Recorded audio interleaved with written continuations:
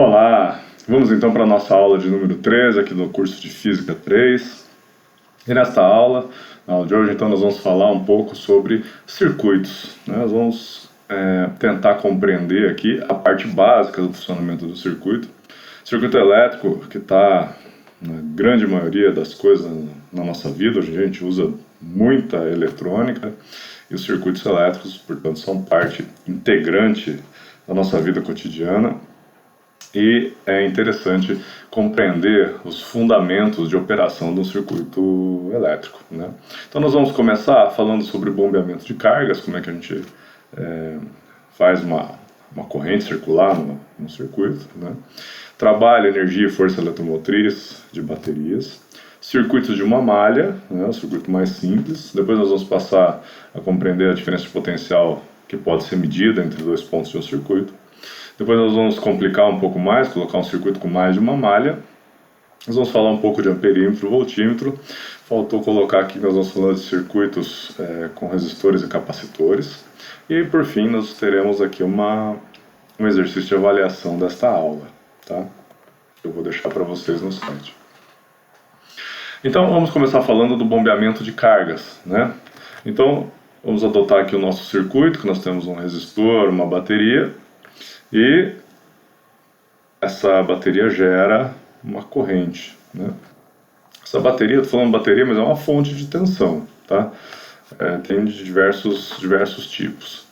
Vamos chamar de modo geral de fonte de tensão. Aqui depois nós vamos usar ao longo do curso baterias, tá? Mais simples, nós vamos tratar com correntes contínuas, né, e o uso de baterias. Mas as fontes de tensão podem ser variadas, tá? Nós já vamos ver alguns exemplos. Mas então a fonte de tensão, ela gera uma força eletromotriz, que nós chamamos epsilon, submetendo os portadores de carga a uma diferença de potencial, que a gente chama de DDP. Tá? Então, quando ela submete esses portadores a uma diferença de potencial, tem essa força eletromotriz que faz com que os elétrons circulem no circuito. Tá? Fontes de tensão conhecidas: baterias, geradores por indução, células solares, células de combustível, termopilhas e organismos vivos também, tá? Eu sei que o pessoal já pensou em Matrix agora, né? não é isso, né? Por exemplo, na Universidade Federal do Paraná existem professores que tiram energia elétrica a partir de algas, tá? Muito bem. Falando então agora um pouco mais detalhadamente sobre circuitos, né, vamos tratar aqui de trabalho, energia e força eletromotriz, né?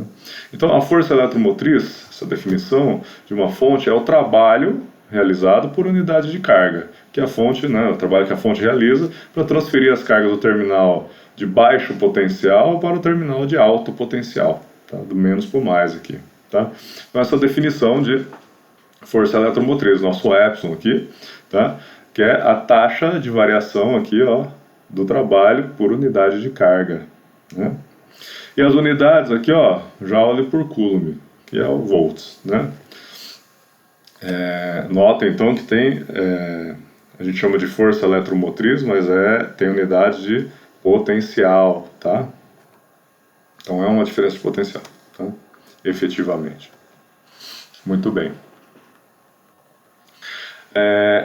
Fontes, aí tem uma observação importante, né? Que no mundo ideal, né, as fontes não têm resistência interna. Então a diferença de potencial nos terminais aqui da fonte, ela é a própria força eletromotriz, é o próprio epsilon, é a própria taxa de variação do trabalho por unidade de carga, tá? As fontes reais, entretanto, elas têm uma resistência interna, tá? A resistência não nula interna. E, portanto, a força eletromotriz, ela é menor do que a diferença de potencial nominal, digamos assim, tá? Agora vamos entender como é que isso funciona, tá? Então aqui nós temos um exemplo de um circuito que tem uma bateria A, uma bateria B, um resistor e um motor que vai gerar trabalho aqui, tá? Então, como é que funciona aqui? Vamos dar uma pensada no circuito, como é que ele funciona. Então, nós temos duas baterias, mas notem que o sentido da corrente está indo da bateria B para a bateria A, tá? Significa que ela tem uma força eletromotriz maior do que a bateria A. Então, como é que vai funcionar o circuito aqui? A energia química perdida pela bateria B, né? Ela vai ser transformada nesses outros elementos. No trabalho realizado pelo motor, para puxar essa massa M aqui, na energia térmica dissipada no resistor, né? Lembram lá? Potência dissipada no resistor, IR quadrado, por exemplo, né? E uma parte dela vai se transformar em energia química armazenada na bateria A. Então, em outras palavras, a bateria B, além de dissipar a energia no resistor, mexer o motor, ela está carregando a bateria A, porque o epsilon aqui da bateria A é menor do que a da bateria B, e a gente sabe isso pelo sentido que a corrente está fluindo no circuito. Tá? Muito bem. Agora, nós vamos calcular a corrente que atravessa um circuito de uma malha. Tá? Nós vamos usar dois métodos. Então, o primeiro método que nós vamos usar é o método da conservação da energia. Tá? Então aqui nós temos um circuito simples, aqui, com uma bateria e um resistor. Quando a gente não diz nada, a bateria ela não tem resistência interna e os fios também têm resistência desprezível. Tá? Então, como é que vai funcionar? Nós vamos, usando o método de conservação de energia, nós vamos usar aqui a primeira conceito, o trabalho realizado pela fonte, que nós acabamos de ver, que é o dW/dQ, de modo que eu posso escrever, né, dW igual epsilon dQ, tá? Porque o dW/dQ é o próprio epsilon aqui, então eu posso reescrever como dW igual epsilon dQ. E se a gente lembrar da nossa aula passada, nós vamos ver que nós podemos escrever aqui, ó, o dQ em função da corrente, né? A corrente é a taxa de variação da carga por unidade de tempo. Então eu posso escrever dQ, né, seria I igual dQ dt. Então eu posso escrever dQ como I dt. Tá? Então o outro conceito que nós vamos usar é a potência dissipada no resistor em um intervalo de tempo dt. Né? Tem um resistor aqui, vocês devem se lembrar da aula passada, nós também temos aqui a potência dissipada no resistor. Então a potência dissipada no resistor é o próprio IR quadrado, mas por unidade de tempo, dP dt, então a gente pode escrever dP igual I quadrado R dt. Tá? A gente tira esse I quadrado R aqui da aula passada. Muito bem. Usando a conservação de energia, ela vai dizer o que pra gente? A energia não pode ser criada nem destruída, né, gente? Ela só pode se transformar. Então toda a energia gerada aqui pela nossa fonte, o dW/dt, em função do tempo, tem que ser igual à energia dissipada ali no resistor. Então, dP dt igual a dW/dt. Se a gente igualar esses dois lados aqui, dP dt igual a dW/dt, nós podemos tirar que o epsilon, a força eletromotriz, é igual a I vezes o R, a corrente que atravessa o circuito, vezes o R. Então, o I pode ser encontrado como epsilon sobre R. Tá? Se eu tiver esses elementos, imagino que eu coloquei lá um resistor, eu sei a resistência, se eu medir a diferença de potencial, eu posso saber a corrente. Tá? E o segundo método que nós vamos usar para determinar a corrente é o que a gente chama de primeira lei de Kirchhoff. Tá? Então, tá aqui o cientista que descreveu esta lei, que a gente chama de regra das malhas. Tá? O que diz a regra das malhas? A soma algébrica das variações de potencial encontradas ao longo de uma malha completa de um circuito é zero. Tá? Então, vamos agora fazer a aplicação da lei das malhas a esse circuito, partindo aqui então, ó, do nosso ponto A, e veja, esse é um circuito de uma malha, isso aqui é a malha do circuito, né? Então, nós vamos partir do ponto A e fazer uma malha completa. É isso que está dizendo aqui. A soma algébrica através de uma malha completa do circuito é zero. Então, se a gente fizer aqui esse circuito completo, olhando as variações de potencial, nós vamos ter que essa soma tem que ser nula. Então, vamos partir desse ponto A aqui, vamos atravessar a bateria, né? Como dito, se a gente não falar nada, então a bateria ela é ideal e os fios também. Então nós vamos atravessar a bateria, atravessar a resistência e voltar para o ponto A. Tá? Então, quando a gente atravessa, depois nós vamos identificar essas regrinhas. Quando a gente atravessa uma bateria do negativo para o positivo aqui, nós somamos uma diferença de potencial mais epsilon. tá? Que é a própria força eletromotriz da bateria. Então, mais Epsilon. Agora nós vamos chegar... Opa, errei aqui. Nós vamos chegar no resistor, e quando a gente atravessa, né, um resistor no sentido da corrente, a gente soma negativamente a diferença de potencial no resistor. Tá? Então, qual seria a diferença de potencial no resistor? V igual a IR. Então, menos IR. Essa é a diferença de potencial no resistor. A gente chama isso aqui em geral de queda de potencial. Tá? Tem um sinalzinho menos ali. Tá? A gente vai nesse sentido. Beleza. Isso tudo tem que ser igual a zero. Tá? Então, fazendo isso, nós temos uma equação que nos dá exatamente o mesmo resultado que nós fizemos pela conservação da energia. Tá? Legal.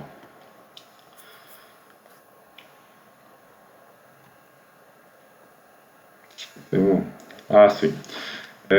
A gente pode também fazer no sentido inverso. Tá? Nós pegarmos, em vez de fazer de A e no sentido aqui, nós podemos fazer de A e no sentido inverso da corrente. Tá? Então, se nós formos no sentido inverso da corrente, em vez de somar negativamente o potencial aqui na resistência, a gente soma positivamente, então fica mais IR. E quando a gente atravessa a bateria no sentido mais para o menos, então aí fica negativo, então menos Epsilon, que é a diferença de potencial na bateria. Isso aqui é igual a zero, e se a gente fizer as contas, a gente chega, obviamente, no mesmo resultado. Tá? Então fica algumas regrinhas aqui, ó. Então, associada com a primeira lei de Kirchhoff, que a gente chama de regra das malhas, né? A soma das tensões ao longo de uma malha fechada é nula. A gente pode escrever então aqui a regrinha das resistências. Quando a gente atravessa uma resistência no sentido da corrente, a variação de potencial é menos IR. Tá? Quando atravessamos a resistência no sentido oposto, a variação é mais IR. E a regra das fontes é quando a gente atravessa uma fonte ideal no sentido do terminal negativo para o positivo, a variação de potencial é mais Epsilon.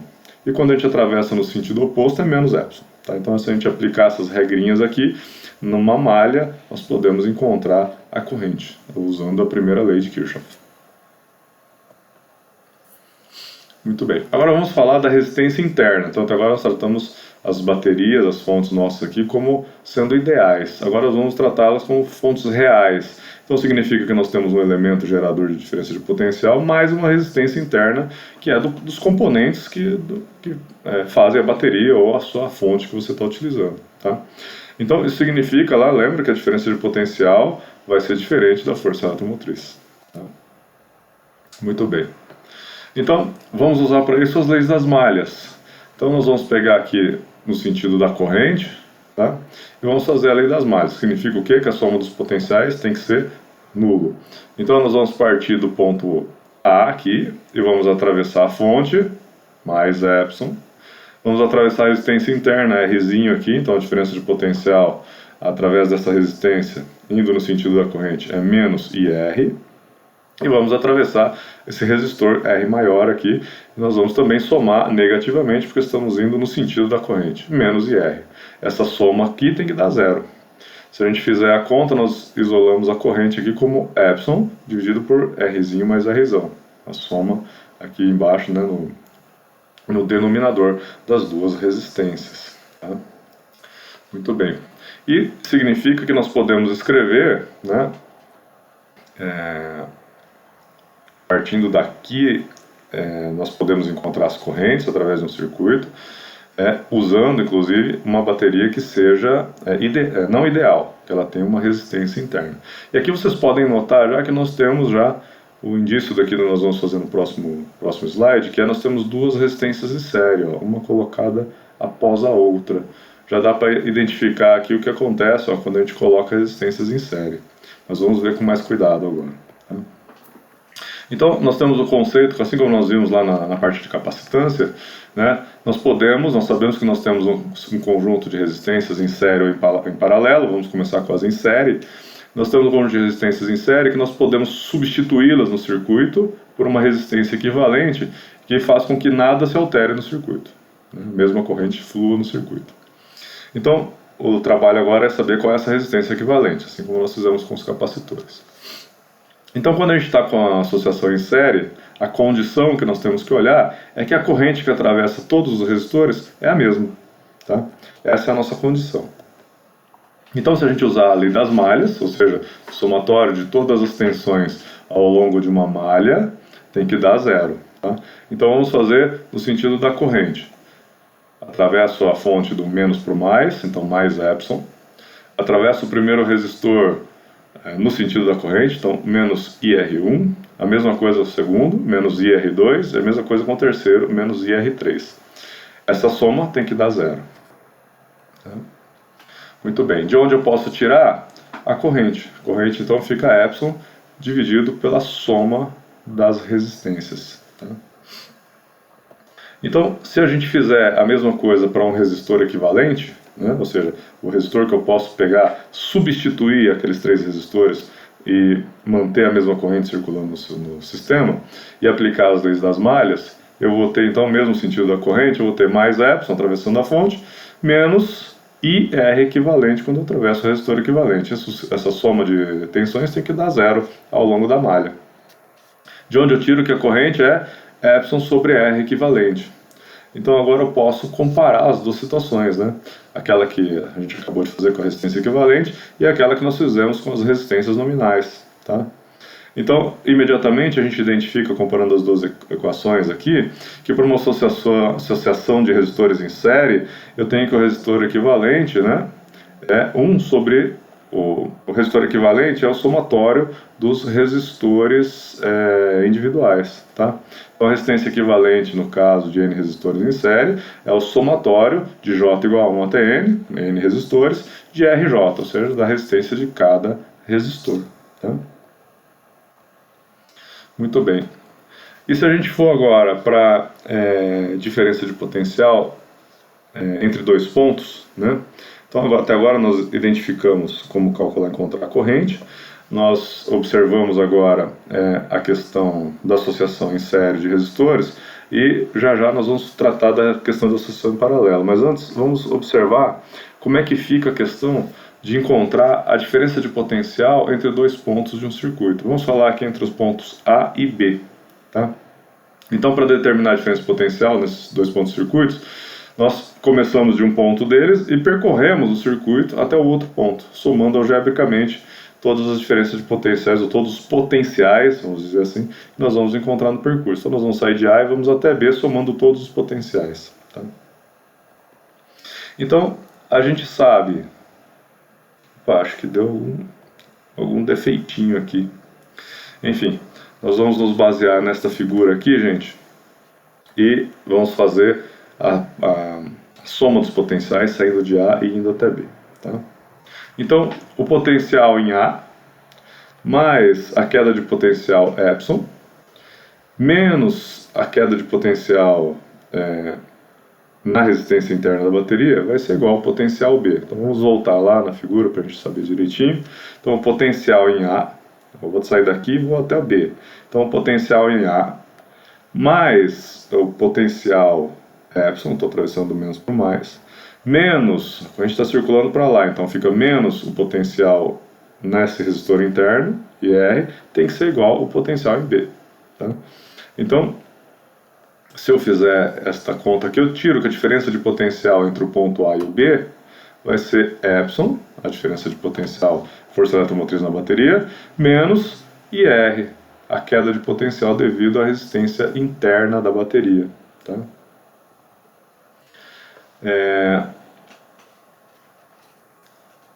Interessante, né, a gente notar que nós podemos tirar aqui a corrente, a partir desta expressão, como sendo epsilon sobre Rzinho mais Rzão, nós tiramos lá da... Desculpe. Nós temos aqui, ó, a diferença de potencial entre esses 2 pontos, epsilon menos IR, e se nós lembrarmos lá a questão que nós tiramos a corrente devido a uma bateria, né, normal, ou seja, não ideal, e que possui uma resistência interna R, nós tiramos esse resultado agora há pouco, nós sabemos que podemos escrever a corrente como epsilon sobre R mais Rzinho. Tá? Então, se eu substituir ali na corrente, eu posso escrever a diferença de potencial, VB menos VA, como epsilon R mais Rzinho vezes o Rzão aqui. Tá? Entre esses 2 pontos B e A do circuito. Tá? Então, se eu pegar agora E aqui não está dando para ver por causa do problema que deu na figura, gente. Deixa eu voltar lá só para a gente ver os valores. Diferença de potência, o epsilon da fonte 12 volts, a resistência 2 ohms, está errado aqui, esse V, esse W aqui está errado, a gente é ohms, tá? E a resistência maior aqui, 4 ohms. Tá? Então, se nós substituirmos esses valores, tá? Nós vamos aqui na diferença de potencial, nós temos epsilon, Rzinho e Rzinho.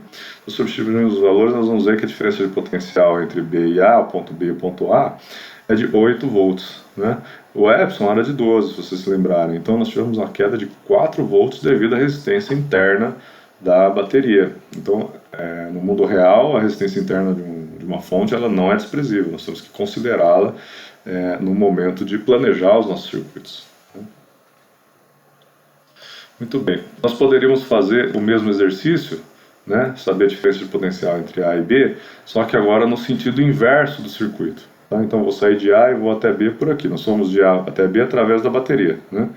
Agora vamos de A até B pela face externa aqui do circuito. Então, o potencial em A está aqui. Agora eu estou atravessando a resistência no sentido oposto à corrente, então eu somo mais IR aqui, tem que ser igual ao potencial IB. Então a diferença de potencial VB menos VA dá IR. Tá? De modo que a gente chega, substituindo lá a corrente, né, que a gente tirou do exercício anterior, nós encontramos a diferença de potencial, o mesmo resultado como tinha que ser. Tá? Beleza. Então, algumas observações que nós podemos fazer aqui, então, é que a diferença de potencial em uma fonte real é sempre menor do que o idealizado. Isso é a primeira coisa. E a diferença de potencial real, ela depende da corrente que atravessa o circuito, tá? IR. E, portanto, ela depende do circuito que ela está alimentando, não depende só da resistência interna. Tá? Depende do circuito que ela está alimentando por causa da corrente que vai atravessar o circuito. Tá? Então essas coisas têm todas que ser levadas em conta, né, quando a gente vai planejar um circuito. Né? A diferença de potencial que eu preciso em um determinado ponto, tem que levar em conta todo o circuito, mais a resistência interna do meu equipamento. Beleza. Isso aqui é uma coisa que vocês vão encontrar muito nos circuitos, que é esse símbolozinho aqui, está maior aqui para a gente ver, é uma barra com 3 barrinhas menores aqui no perpendicular. Tá? Então, isso aqui é um símbolo de aterramento. Tá? E aterrar, o próprio nome já diz, significa colocar em contato com a superfície da Terra. Tá? E nesse ponto, que é legal de fazer isso aí no circuito, é que você tem uma referência de potencial que a gente chama de zero. Tá? Então é um zero de potencial. Então todos os outros potenciais você pode medir com relação a esse potencial zero. Tá? É legal fazer uma referência de potencial. Além do que o aterramento em circuitos eletrônicos, ele evita uma série de problemas, mas são coisas mais complicadas que nós não vamos tratar aqui nesse curso. Tá? Beleza. Então agora vamos falar, né, da potência, potencial e força eletromotriz de uma fonte. Tá? Então, se a gente pegar aqui a potência em um circuito qualquer, lembra, essa expressão ela é válida para qualquer coisa, em circuitos eletrônicos, é a corrente vezes o potencial. Tá? Então, se nós pegarmos aqui potência igual a corrente vezes o potencial aqui, ó, de A até B, lembra? Epsilon menos IR. Eu posso escrever a potência, né, dissipada, a potência aqui na fonte, como sendo I epsilon menos I quadrado R. Tá? Então, se vocês notarem aqui, nós podemos entender então essa potência total do circuito aqui, né, da parte da bateria, como sendo a potência é a potência da força eletromotriz menos a potência da resistência interna da bateria. Estou tratando aqui do pedaço da bateria. Então eu fico aqui com menos I epsilon, que é aquilo que a gente já colocou, menos I quadrado R. Tá? Então a potência no resistor, I quadrado R, a potência na fonte, né, na força eletromotriz, é I epsilon. Tá? Potência fornecida pela fonte e potência dissipada na fonte por causa da sua resistência interna. Né? Muito bem. Agora vamos analisar o caso do circuito de mais de uma malha. Então tudo isso que a gente já falou para uma malha só se aplica, obviamente, aos circuitos de mais de uma malha. Tá? Então o que são os circuitos aqui de mais de uma malha? São circuitos que têm mais, o nome é técnico dessas partes do circuito, são malhas. Tá? Então aqui eu identifiquei uma malha A, B, D, A. Tá? Vamos ver aqui a outra malha, a malha BCD. Tá? E uma outra malha que a gente pode identificar, ACD. A, né? São as malhas que nós podemos identificar nesse circuito aqui. Tá? Então, uma coisa que a gente pode aplicar no circuito de mais de uma malha para poder identificar a corrente, tá, que atravessa o circuito, é a segunda lei de Kirchhoff. Tá? Então, essa aqui se chama regra dos nós. Tá? A soma das correntes que entram em um nó é igual à soma das correntes que saem do nó. Tá? Isso, como nós já vimos nas aulas passadas, é consequência da conservação das cargas. Tá? Então, se nós pegarmos o nó D aqui, a corrente que entra em D tem que ser igual à corrente que sai. Quais são as correntes que entram em D? I1 e I3. E a que sai, I2. Tá? Então, I1 mais I3, que é o que entra no nó, tem que ser igual a I2, que é o que sai do nó. Conservação das cargas. Tá? Essa é a segunda lei de Kirchhoff, ou regra dos nós. Tá? São os dois nomes que nós usamos. Então, problema geral, para encontrar aqui as correntes, nós temos três incógnitas. Então, nós precisamos de três equações. Nós já temos uma, precisamos de mais duas, né, para poder resolver o problema. Aí nós temos três equações, três incógnitas, nós podemos resolver o problema. Né? Então, como é que nós fazemos para encontrar as outras duas equações? Nós usamos a lei das malhas. Né? Então, vamos relembrando só aqui, né, as malhas que nós temos, as possíveis malhas que nós temos, esta, né, e esta aqui. Nós vamos usar essas duas, tá? Poderia usar outra também, tá? Mas vamos escolher essas duas aqui. Então vamos aplicar a lei das malhas para essas duas malhas. Então, para a malha que está identificada em vermelho aí, nós vamos pegar aqui uma escolha arbitrária, vamos pegar no sentido anti-horário. Aí nós vamos fazer as duas malhas neste sentido, isso é importante. Vocês escolhem um sentido e fazem todas as malhas no mesmo sentido para que as coisas concordem umas com as outras. Tá? Então vamos pegar no sentido anti-horário. Então a lei das malhas no sentido anti-horário, né, nós vamos passar aqui a fonte do mais para o menos, então eu vou somar mais ε1.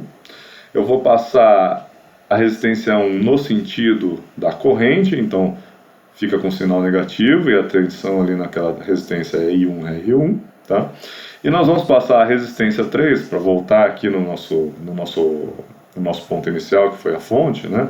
Então nós saímos de B, passamos a fonte, somamos mais ε1, passamos a resistência 1 no sentido da corrente, subtraímos ou somamos negativamente I1R1, e agora nós vamos passar a resistência 3 até chegar no ponto inicial aqui, no sentido oposto lá da corrente, passando neste ramo do circuito. Tá? Então nós somamos I3 positivo e I3R3, que é um potencial positivo nesta resistência, porque nós estamos passando ao contrário da corrente. Tá? E a gente sabe que a soma de todos os potenciais nessa malha tem que ser igual a zero. Essa é a lei de Kirchhoff, né? Primeira. Então nós já temos uma equação, tá, envolvendo as incógnitas que nos interessam. E se a gente fizer a mesma coisa, então no mesmo sentido no outro circuito, nós vamos sair do ponto C, vamos atravessar aqui a bateria no sentido oposto dos seus polos, tá? Nós somos do positivo para o negativo, então somamos negativamente ε2. Nós vamos passar R3 no sentido da corrente, então menos I3R3, e R2 também no sentido da corrente, então menos I2R2. E a gente sabe que a soma de todos os potenciais aqui ao longo da malha tem que ser zero, pela primeira lei de Kirchhoff. Então aqui nós temos três equações a três incógnitas, né?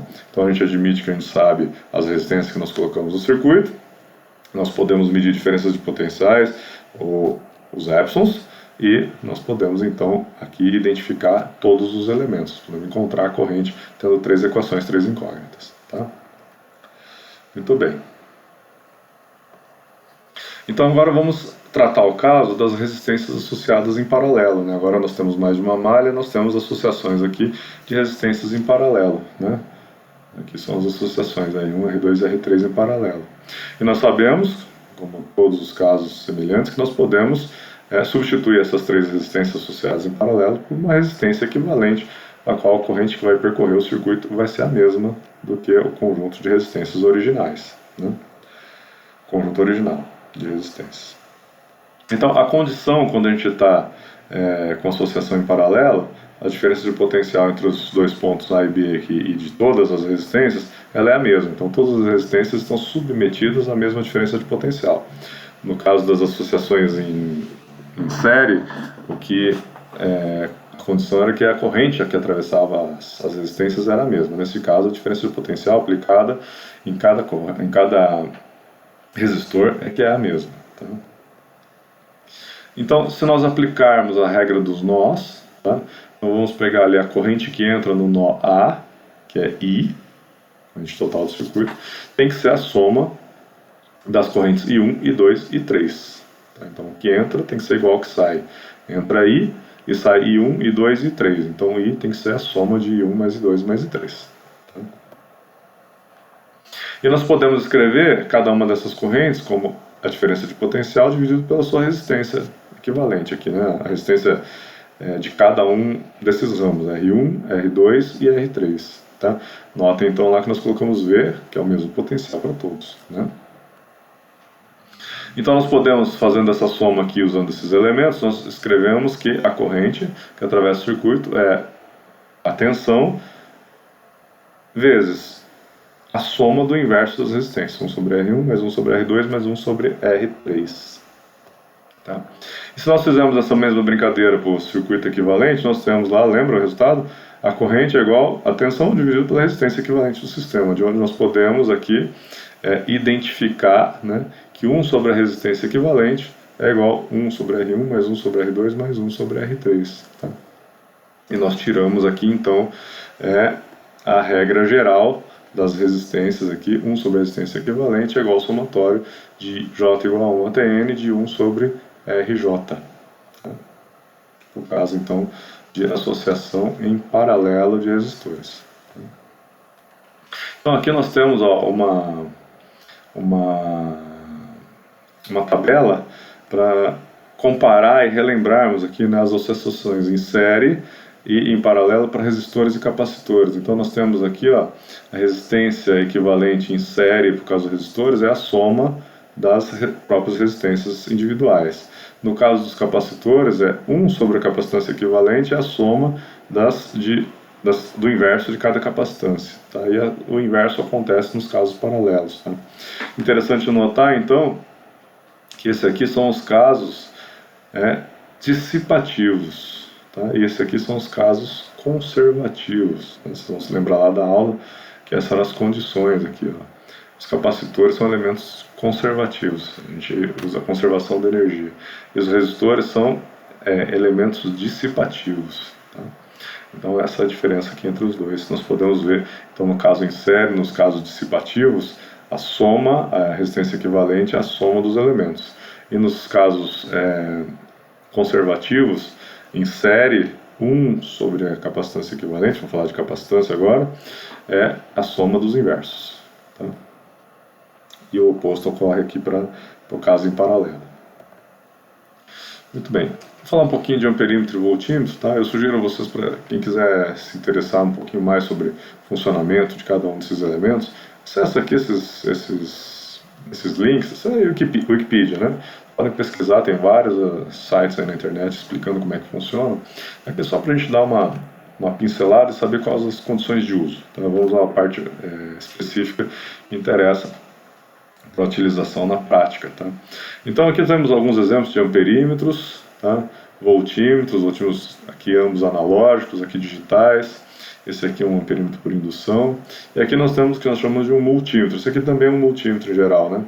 O multímetro mede as duas coisas, corrente e tensão. Então, um amperímetro para medir corrente e esse outro objeto aqui para medir tensão. O multímetro, em geral, a gente usa o voltímetro, desculpem, para medir tensão. O multímetro, em geral, a gente chama de multímetro, que ele mede mais de uma variável, mede corrente e mede tensão. Tá?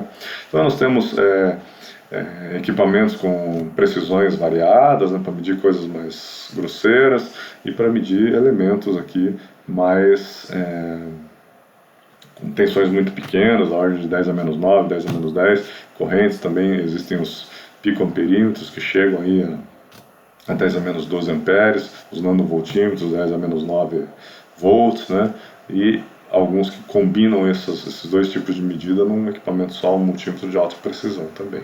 Tá? Coisas importantes a saber para a utilização, então quando a gente vai lá para o laboratório fazer experimento, ou a gente vai usar na prática e na vida real, coisas para saber sobre a utilização do amperímetro. Tá? O amperímetro tem que ser sempre colocado em série no circuito. Significa o quê? Que eu tenho que interromper o circuito tem que atravessar o amperímetro. Tá? A corrente que circula no circuito tem que atravessar o amperímetro. Tá? Então ele passa a ser um elemento do circuito. De modo que a sua construção ela tem que ter uma resistência interna muito baixa, tá? Porque a corrente que atravessa o circuito não pode ser alterada pelo instrumento de medida, senão você está alterando o circuito e aí você está influenciando no circuito enquanto você mede. Então essa resistência aqui do amperímetro ela tem que ser uma resistência bem conhecida e muito baixinha, de modo que ela não interfira significativamente na corrente que circula no circuito. E aí você pode fazer uma medida de corrente sem atrapalhar o funcionamento do circuito, sem alterar o funcionamento do circuito. Né? E o voltímetro é um caso ao contrário, então a gente tem que colocar ele sempre em paralelo no circuito para fazer medida de tensão. Tá? E a resistência interna do voltímetro, ao contrário do amperímetro, ela tem que ser muito alta. Por quê? Novamente, para não interferir no circuito.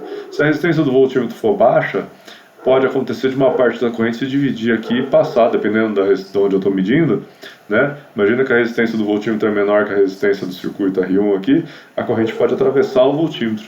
E aí você interfere no funcionamento do circuito, altera as propriedades do circuito para fazer uma medição. Isso não é interessante. Então o que a gente faz? A gente coloca uma resistência muito alta na entrada do voltímetro, de modo que a corrente que atravessa o voltímetro ela é desprezível, tá? Ou seja, ela não interfere no funcionamento do circuito enquanto eu faço a medida de tensão. Tá?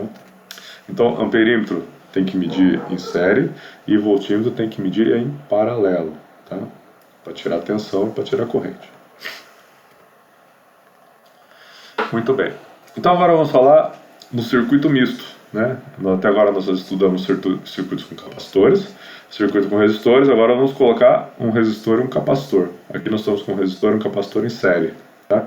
Então aqui nós temos um circuito que tem essa chavinha aqui, que liga ora a bateria ou ora fecha o circuito só no resistor e no capacitor sem a bateria no circuito.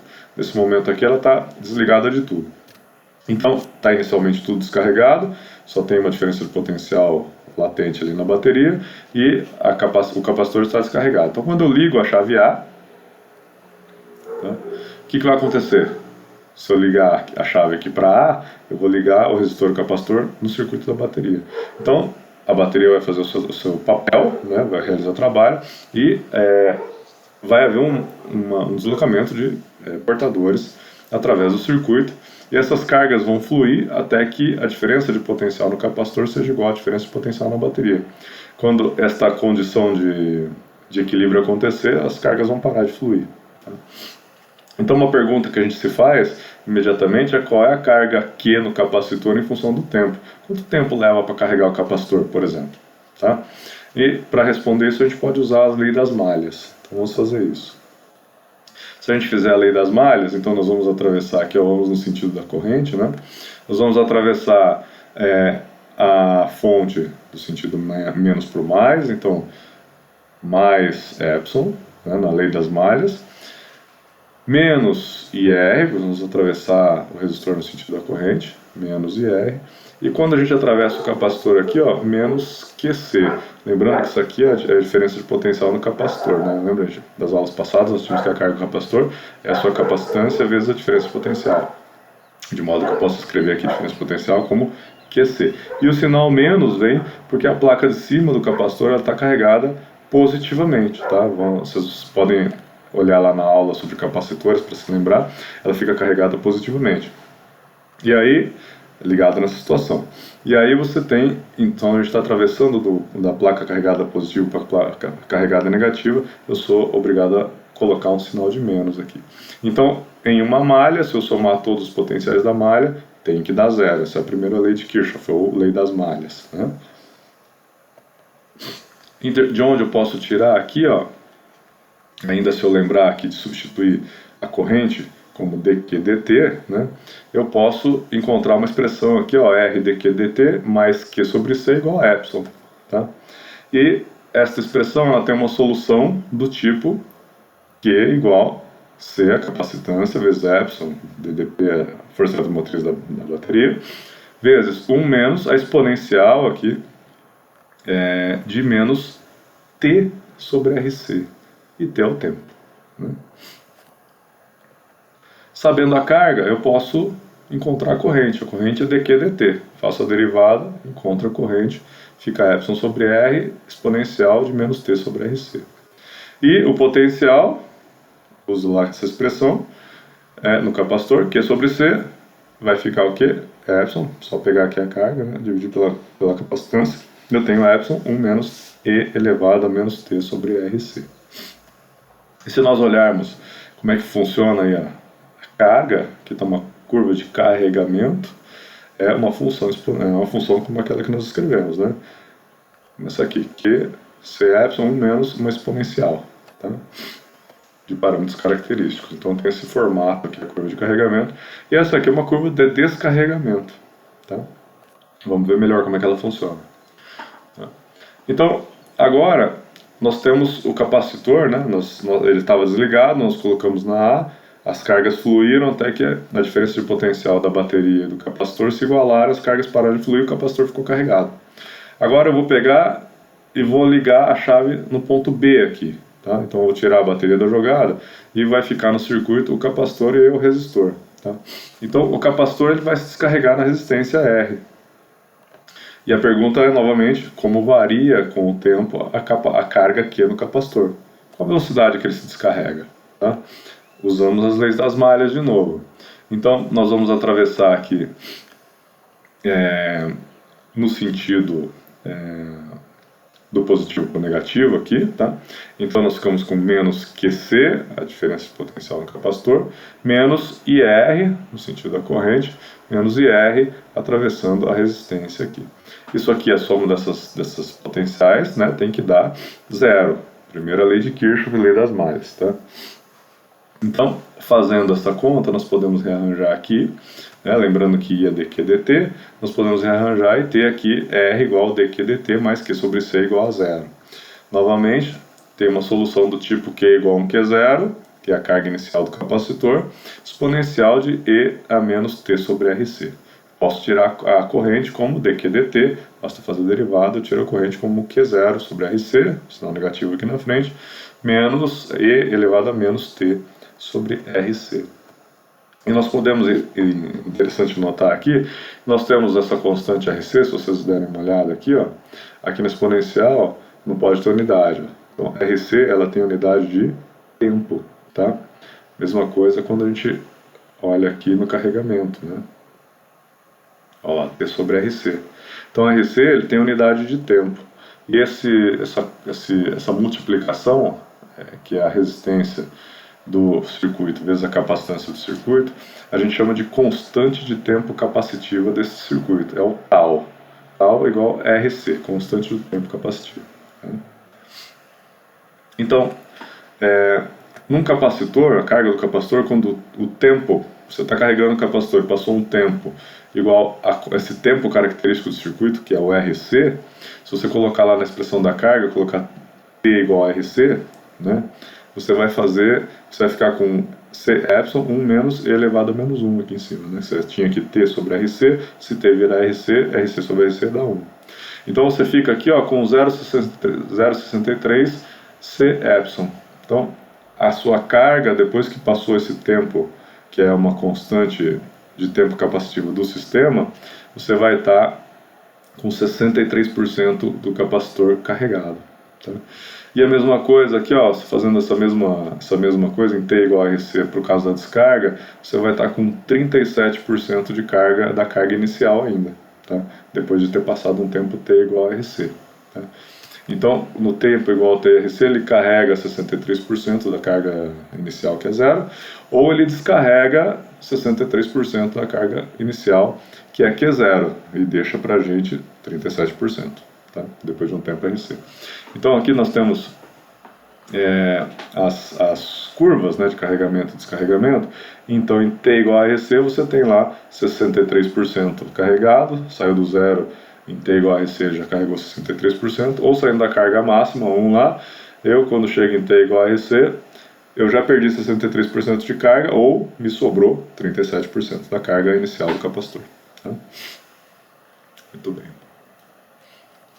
E aqui para encerrar, gente, eu queria sugerir a vocês que entrem aqui neste endereço lá, é o de sempre que a gente tem usado, lá o PET, Colorado, e tem lá este simulador de circuito que vocês podem fazer uma montagem bastante complexa que se quiserem.